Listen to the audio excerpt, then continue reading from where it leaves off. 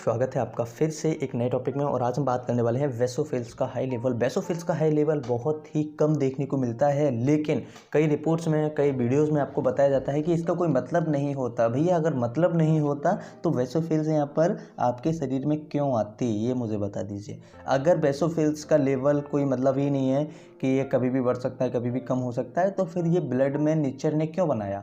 Simple सी बात है, अगर बनाया है तो उसका कुछ ना कुछ तो फ़ायदा होगा, या कुछ ना कुछ तो इफ़ेक्ट होगा, या फिर कुछ ना कुछ तो उसका नुकसान होगा अगर नेचर ने ये बनाया है तो आज हम इसी पे डिस्कस करने वाले हैं। हाई वेसोफिल्स का लेवल आपके शरीर में, आपके ब्लड में होता है तो क्या करें।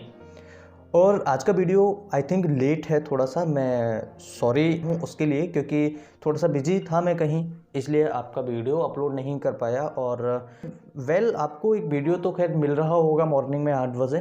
सो इसी तरह से आपको 8 बजे एक वीडियो मिलता रहेगा, और कोशिश करूँगा कि इवनिंग में मैं कुछ टॉपिक्स अलग से आपको इंक्लूड करने की कोशिश करूँगा।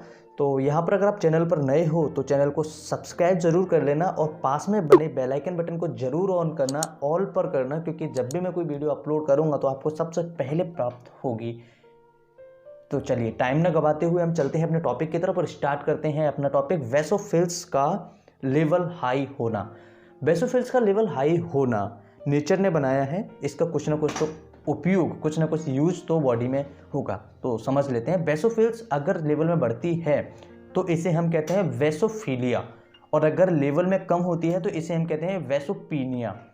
ठीक है, तो हम समझ लेते हैं अगर वेसोफीलिया किसी मरीज को होता है तो ऐसी कंडीशन में कौन सी बीमारियां हैं जो इस लेवल पर आती हैं और बेसोफिल्स को अप करती हैं, यानी बढ़ाती हैं। स्मॉल पॉक्स सबसे पहला है, दूसरा है चिकन पॉक्स, तीसरा है पॉलीसाइथेमिया बेरा।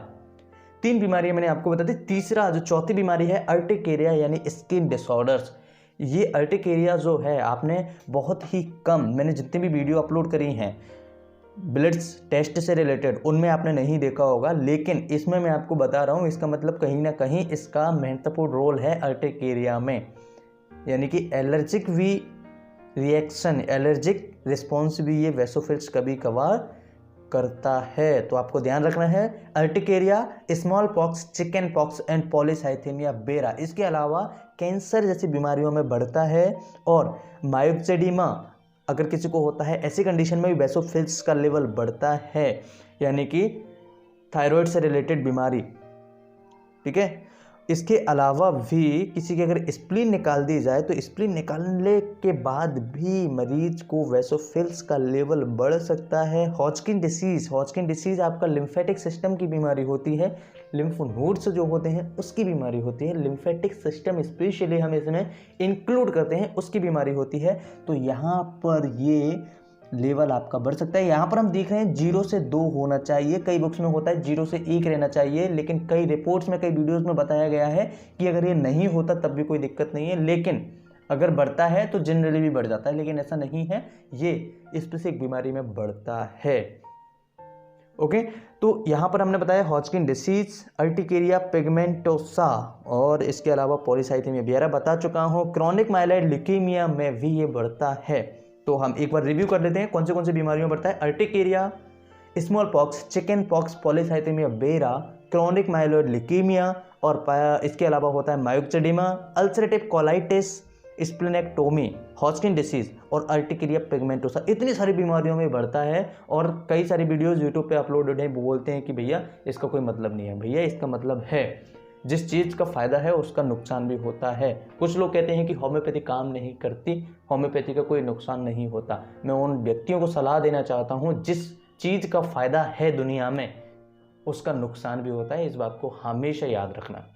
अगर आप एप्पल खाते हो, एप्पल का फ़ायदा है शरीर में, लेकिन अगर आप उसे सही मात्रा में नहीं खाओगे, अति अगर कर देते हो तो उसका भी नुकसान होता है। हमेशा याद रखिए, किसी भी चीज़ का अगर बेनिफिट है, अगर इस दुनिया में कुछ चीज़ है तो उसका बेनिफिट और हार्मफुल इफेक्ट जरूर होता है। सो फ्रेंड्स, आज का टॉपिक खत्म करता हूँ। आशा करता हूँ आज का वीडियो पसंद आया होगा। वीडियो पसंद आए तो लाइक जरूर करना, चैनल को सब्सक्राइब जरूर करना।